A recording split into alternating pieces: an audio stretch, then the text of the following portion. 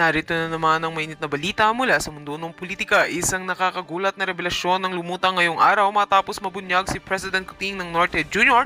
ang di umano'y mga kasinungaling at maling impormasyon na kumakalat online. Ang mga netizens na mas kilala sa kanilang malalakas na opinyon sa social media, ngayon ay tinatawag ng ilang eksperto bilang instrumento ng disinformasyon. Sa isang talumpati ng Pangulo sa harap ng media, bigla na lamang niyang ibinunyag ang ilang isyu na umano'y pineke o pinalala sa social media upang siraan ang kanyang administrasyon. Hindi lahat ng nababasa niyo sa internet ay totoo, pahayag ni PBBM. Aniya, may ilang grupo raw ng intensyonal na nagpapakalat ng maling impormasyon upang guluhin ng publiko. Nagulat ang marami sa naging tono ng Pangulo at tila may bahid ng pagkadismaya ngunit determinadong linawin ang mga issue. Malala ito, ani ng Pangulo habang ipinapalabas sa screen ng ilang viral na post na kinumpirmang peke ng Presidential Communications Office. Ayon pa sa kanya, dapat raw maging mapanuri ang bawat Pilipino sa mga impormasyong kanilang tinatanggap. Samantala, mixed reaction naman ang natanggap ng publiko. May mga netizens na tila natulala sa revelasyon ng Pangulo habang ang iba naman ay nananatiling kritikal. Sa huli, panawagan ni Kuting, magtulungan tayo. Huwag hayaang sirain tayo ng kasinungalingan. Abangan pa ang sunod na kabanata sa isyong ito. At yan nga ang mga balitang ating pagkakatutukan at kung bago ka pa lamang sa aking channel ay huwag kakalimutang mag-like, share and subscribe para updated ka sa aming mga bagong balita dito sa Tatak Pinas.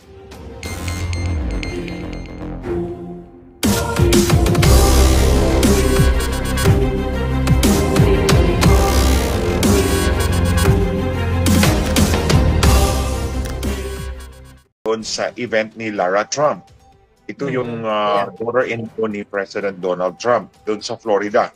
Wala naman siyang alam about underwriting and insurance. Ewan ko kung anong pinagtuturo niya dyan sa Northern Luzon na eskwela sa Baguio ba yan? I don't know kung anong pinagtuturo niya. Pero alam kong walang alam si Lisa Marcos about insurance and underwriting. Pero pumunta siya doon dahil ini-stock niya ang mga Trumps. Dahil gusto nga nilang magkaroon ng meeting si Marcos at si Donald Trump purely for domestic audience dito sa Pilipinas. Gusto nilang gusto nilang may video, gusto nilang may larawan na nag-meet yung dalawa. Si Marcos Jr., that cheater, election cheater, at si Donald Trump na biktima ng election cheating. So, gusto nilang ipakita yun because alam mo naman, ipapakita nila yun sa taong bayan na suportado siya ng American President. Kasi dati, nangyayari yun sa kay Biden. Siyempre, si Lisa Marcos trabaho doon. And I'm privy to that. Nung tinagawa nga niya ako ng executive summary para siraan si Leni Robredo. Kasi makikipag-meet sa mga opisyal ni Biden para daw maunahan niya si Leni Robredo. Now, this time, nung nakita ko yung balita, actually, yung balita na yan na pupunta si Marcos at mag-attend sa burial ni Pope Francis, it happened after binalita na si President Donald Trump is going to attend the burial. So, nauna muna yung balita na mag-a-attend si President Donald Trump. Eh, syempre, nung nalaman ni Marcos na mag-a-attend nga pala daw si President Donald Trump, biglang nag-attend din ang dalawang hunghang. Alam nyo, mga kababayan, I could not recall a Philippine president flying all the way to Rome to attend the burial of a pope. Nung namatay si Pope John Paul II, dalawang beses yung pumunta dito sa Pilipinas, di ba? Natandaan ko, 1981 yata yung una. Bago-bago pa lang siya nung naging Santo Papa 1978 yata siya naging Santo Papa na 1981. Batang-bata pa ako, grade 1 pa lang ako noon eh. Sa Cebu, pumunta yun sa Cebu eh. And then, back in 1995 pa yun, yung World Youth Day. Pero hindi naman pumunta si GMA. Hindi naman pumunta doon. Eh, syempre, meron naman tayong ambassador to the Vatican that can ably represent the country. Bakit kailangan pang gumastos? Correct. Gumastos ng pera ng bayan. Paglustay ng pera ng bayan. Okay. Nung namatay si Pope Benedict Emeritus, Pope Emeritus nung 2023 ba yun? 2023. Okay. That was 2023. December yun. Hindi naman lumipad si Marcos doon. Siya na ang Pangulo at the time eh. Hindi siya lumipad dahil Syempre, nakapapicture na siya kay Biden. Si Biden pa ang presidente noon. Nakapapicture na siya eh. Nagamit na niya si Biden. Ngayon, bago na ang Pangulo ng Amerika, si President Trump. He is really dying hard na makakuha ng photograph na magkasama silang dalawa in one setting kasi gusto niyang gamitin yan to prove na I'm supported by the American president. That's how desperate he is. Itong mag-asawang ito, desperado to. Imagine, nung namatay si Pope Benedict, hindi naman siya pumunta doon. Bakit biglang pumunta siya ngayon sa kay Pope Francis? Kunyari, sinabi niya, he is the best Pope in his lifetime. Meron siyang declaration na gano'n eh. He's the best Pope in his lifetime. Ngayon lang naging best Pope, pumunta si Donald Trump. Pupunta si Donald Trump at gusto niyang, gusto nga niya magpa-picture doon, gusto nga niyang magpakita nga nag-usap silang dalawa.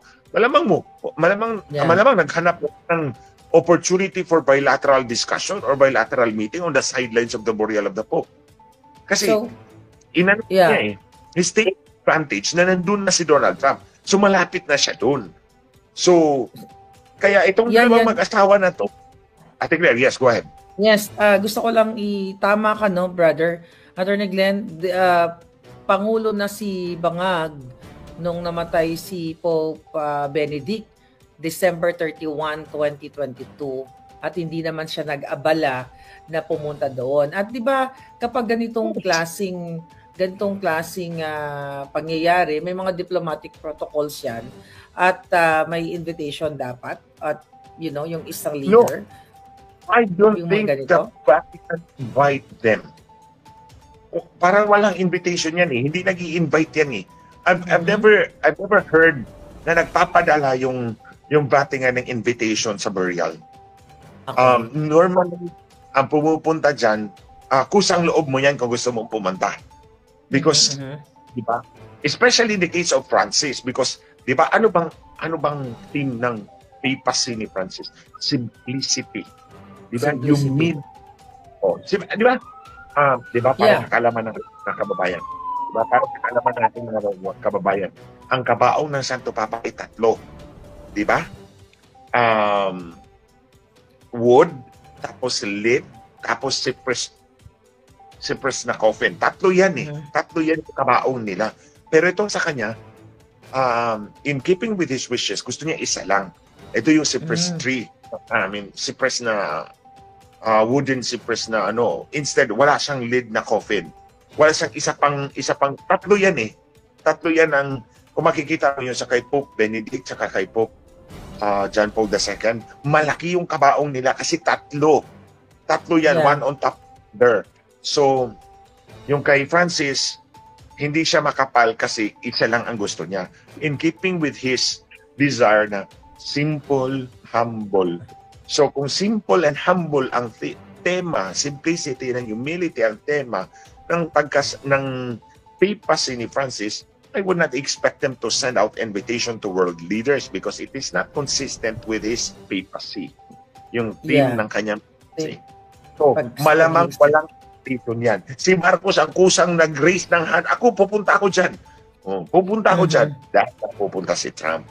Kaya para makapag-photo op, Yan ang nakikita natin. Yan ang nakikita natin talaga eh. Ate Claire, I will not, yung mga kababayan, magpostahan tayo. Magpapalabas yan ng photograph na magkasama silang dalawa o malapit sila together. Or malapit sila o nag-meeting sila o nag-usap sila. Even a short while, even if high-hilo lang. Gagamitin yan ng mag-apangan for their own selfish agenda. Baka utosan ni Satanas. Bonget. Sige. Itutulak niya. Sige, magdikit-dikit ka doon para picturean ka ni para mayroon tayong post. Kaya nga, kasama siya buti nakawala sa kanyang detention. Di ba? Buti nakawala sa kanyang detention. Oo. Pero,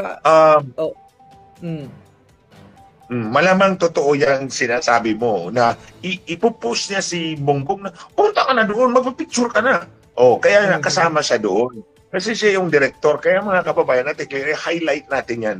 Marcos is talking Trump again this time. Para mahiya. Para mahiya siya. Talaga yun ang purpose niyan.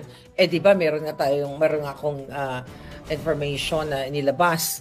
At yun nga, napag-usapan natin in the past na yun nga, si Lisa Tanas ay ginagapang talaga ang meeting with Trump. Kaso lang, unsuccessful siya nung pumunta siya dito at minalas pa siya, nasangkot pa dito nga sa pagkamatay ng kanilang entourage. Oo, yun yung stalking incident niya kay Lara Trump na hindi na siya nakauwi. Hindi siya nakauwi at ngayon nakabalik na siya, but that was March pa, no? Actually may update tayo niyan, pero sa ibang ibang pagkakataon na lang, kasi ngayon ay ang focus natin kung paano natin ma-educate or mabigyan ng alarma ang ating mga kababayan dito nga sa grabing mga problema dito sa online voting, brother. So, malinaw sa atin at nakikita natin itong dramatization 101 ni ng mag-asawang salot sa lipunan ay kumuha ng picture. Abangan natin yan. Ayan, pinangunahan na namin kayo, ha? Pinangunahan na namin kayo. So, abangan nyo ang photo op. Unahan natin, magpapakita niya ng picture na magkasama si Donald Trump at si Marcos. Because to them, that is victory for them. Imagine, mga poker tong mga walang hiyang ito. Alam mo, matutulungan tayo ng ating mga kababayan, no? Mga kababayan natin na nandiyan, okay? Sa Italia, sa Roma, dapat mabilis ang mga camera ninyo. I-capture nyo itong mag-asawang bangag kung magkaroon kayo ng pagkakataon, bawat acting ni Lisa Tanas, dapat click ng click yung camera. Just in case. Baka si Donald Trump, ha? Yeah. Pagkakabuli nila para magkapapicture.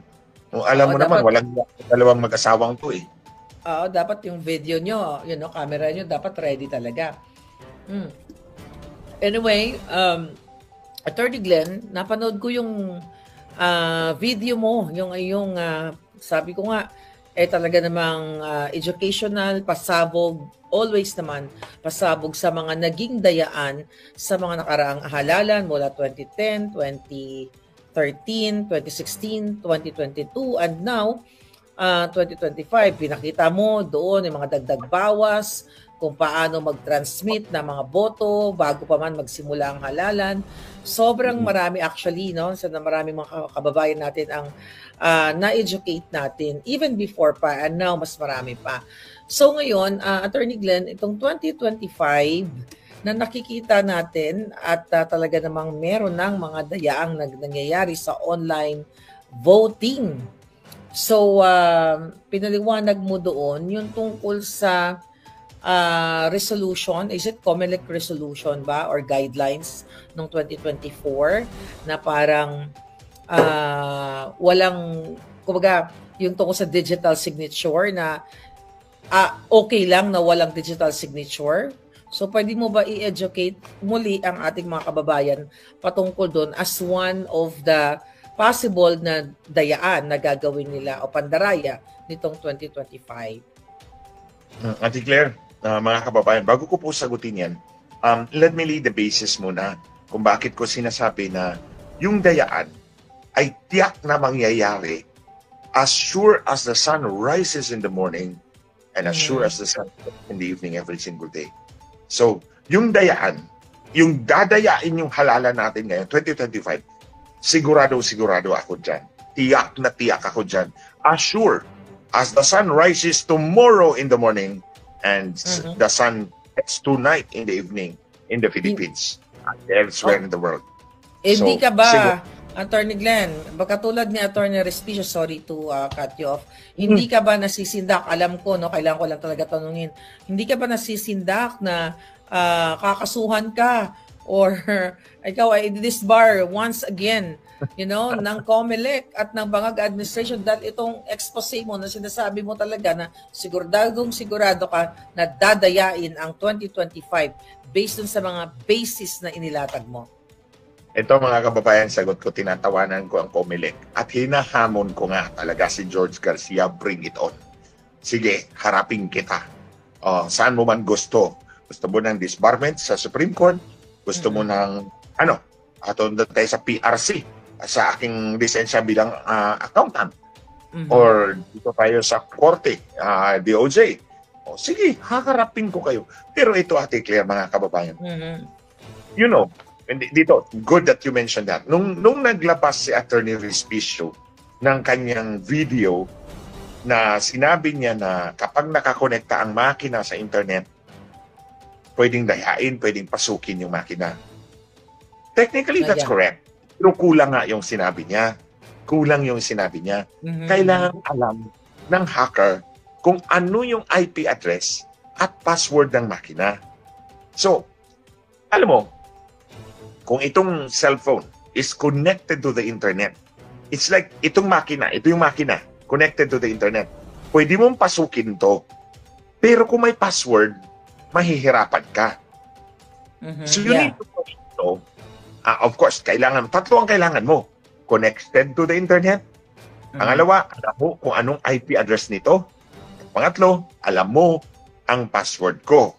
So, ang hacker, hindi pwedeng outsider kasi hindi niya alam kung ano yung password at ano yung IP address. Mangyayari lamang na mapasok mo yung makina if it's connected to the internet plus you know kung ano yung IP address at ano yung password. Sino ang pwedeng magbigay ng IP address at password? E di si Comelec lamang. But ibig sabihin mga kababayan, the hacker is an insider o kakunsaba ni Comelec at ng election provider. Hindi mo pwedeng dayain, hindi mo pwedeng pasukin yung makina kung hindi ibibigay ni Comelec at election provider, in this case Miro, yung IP address at yung password. Pag meron kang IP address at meron kang password, mapapasok mo to, and that's exactly what happened dun sa mga ebidensyang pinakita ko sa video. Transmission anomaly number 1. Naligpit na yung makina, 2 hours and 44 minutes later, wala nang makina, patay na yung cellphone, may pumasok na resulta doon sa munisipyo, sa laptop nila. Okay, yung pangalawang transmission anomaly, 4 na presinto, 2 beses nagpadala ng resulta. Yung pangalawa, patay yung mga makina. Yung 4 na makina na yung patay na. Pero, niligpit na nga. Bakit may pangalawang resulta? At hindi natin malaman kung alin dito sa dalawa ang totoo dahil walang digital signature at pinakita ko yan. Okay. Yung pangatlong transmission anomaly, natanggap ng munisipyo ang resulta, hindi pa nagpadala ng resulta ang makina. Ay ibig sabihin may nagmamaniobra ng mga election results. Bakit pwede nangyari? Dahil walang digital signature. Bakit tinanggal ni Comelec? Pinakita ko sa inyo. Paano pinatanggal ni Comelec yung digital signature? Bakit? Kasi kung may 3 digital signature, kailangan mong konsabuhin ang 3 BEI bawat presinto. Madugo yon. Imposibleng gawin yon. So ang sinabi ni Comelec, pag nagtanong ang makina, gusto mo bang applyan ng digital signature ang transmission file? Pindutin mo ang hindi. Mamimilit ang makina. Sigurado ka bang ayaw mong applyan ng digital signature ang resulta? Pindutin mo ang oo. Ayan. No. Ang Comelec mismo ang nagpatanggal ng digital signature, mga kababayan, dahil mahirap kung sabuhin ang 3 BEI bawat presinto sa buong bansa. 300,000 tao yan. Kasi may 100,000 precincts, 3 BEI bawat presinto, 300,000 BEI. Imposibleng makonsabo mo yan. So ang ginawa ni Comelec, tanggalin mo yung digital signature, IP address na lang at password namin ang kailangan mo. Pasukin mo, paguhin mo ang resulta, quits na tayo. Panalo na tayo. So that's exactly what happened. So ito ngayon. Yung decision ba yun, Attorney Glenn, ng pagbigay ng rules or guidelines ng Comelec, hindi ba labag sa batas yun? Labag sa batas. Pinakita ko nga Section 19 of Republic Act 9360. Dalawa ang requirement ng resulta. Dapat electronically transmitted and digitally signed to become the official election results to form the basis for the proclamation of candidates. So, malinaw yan. Actually, comprehensive yung video na ginawa ko. I've never done this before. Sa mga nakakilala sa akin, Ate Clay, matagal na tayo magkasama. Nagsimula ako nito 2010. Ngayon lang, after 14 years, ko ginawa ang video na to. And I Yeah. will explain to you kung bakit ko ginawa to. So, Okay. ngayon, By the going way, to the- ayan po yung yan yung YouTube channel ni Attorney Glenn Chong. Right now, merong 1.6 yung subscribers dahil nga ginorgor yung kanyang Facebook page. Actually, kaya nag-create siya ng kanyang YouTube channel. Ayan, magiging active si Attorney Glenn dyan sa community, sa pagpo-post. Abangan nyo lang. So, I hope you can subscribe. Ayan po. Pag sinearch nyo, ilagay nyo Attorney Glenn Chong, Warrior of Heavens. Heaven's Warrior. Heavens. I think Heavens Warrior. Okay, yeah. Glenn Chong, Heaven's Warrior. Kasi ang sabi ng mga bangag, evil forces dahil tayo ni Duterte. Hindi naman tayo evil forces. Hindi naman tayo evil forces. We are the side of the truth. We are on the side of God. So kaya ginawa ko ng Heaven's Warrior. Alam niyo mga Heavens kababayan. Warrior. Ito lang. Dagdagan ko lang. Itong mga kasama ko at ako, alam kong maka-Diyos kami. Hindi kami evil forces ni Duterte. Yun ang sinabi doon sa leaked document, di ba?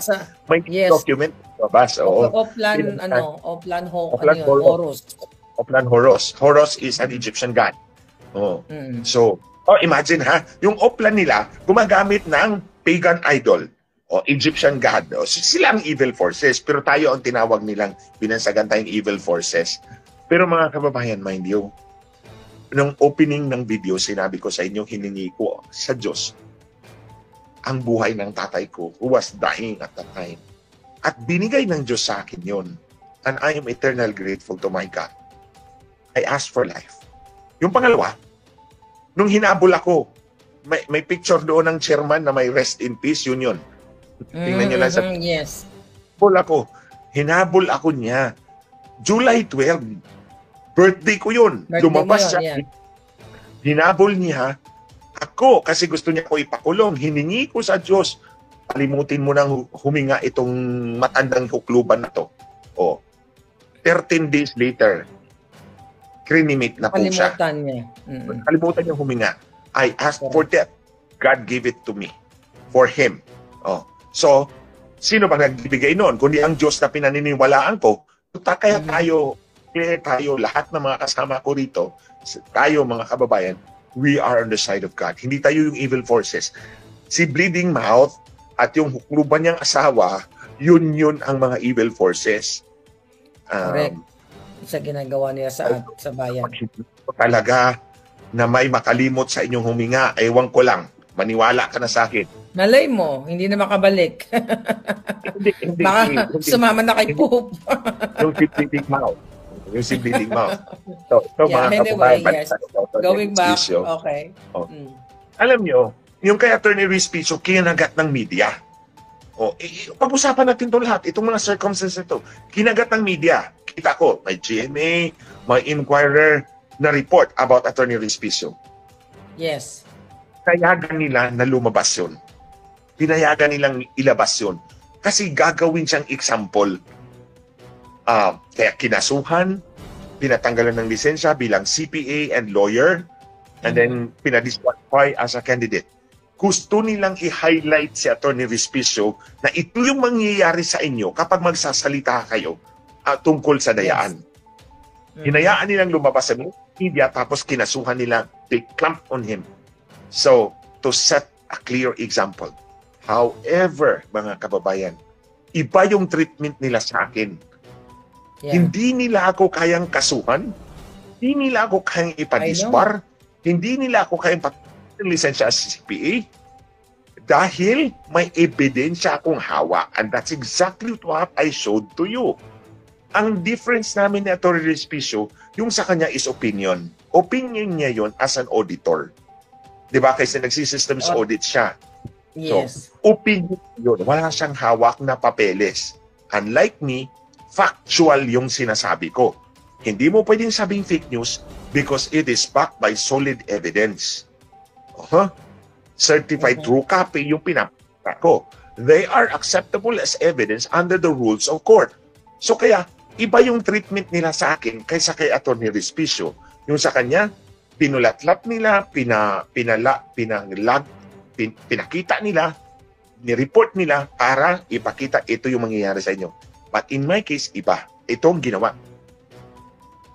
On March 17, tinanggal ako sa Facebook.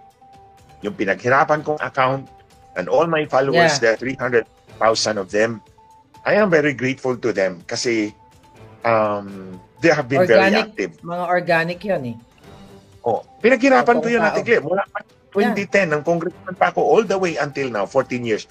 It never happened to me. Not under Noynoy Aquino, not under President Rodrigo Duterte, but under Bangag Marcos Jr. nangyari ito. Okay.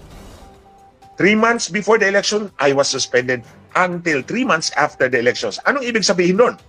Hindi ako pwedeng magsalita. They gagged me. They gagged me through Facebook. Tinanggal ako. So, ito na. Yeah.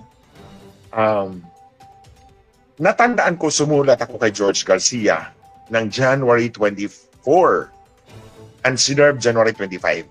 Wala pa yung TRICOM hearing. Wala pa yun. January 24 ang date, January 25 ang sulat ko kay George Garcia. Sinabi ko, gusto naming auditin. I-audit namin yung QR code sa resibo. And nataranta si George Garcia dyan. So, nung February 4, lumabas na yung pangalan ko kasama doon sa mga fake news. TRICOM hearing. As fake news for mayor, okay? Ito yung una, fake news for mayor. So, kasama na ako doon sa, pinapalabas na, kasama ako doon sa TRICOM hearing, okay? Pero in fairness, wala ako natatanggap na invitation. Yes. Pero pinapalabas sa media na meron akong subpina. So, nung nakita ko na, actually, ang nauna noon,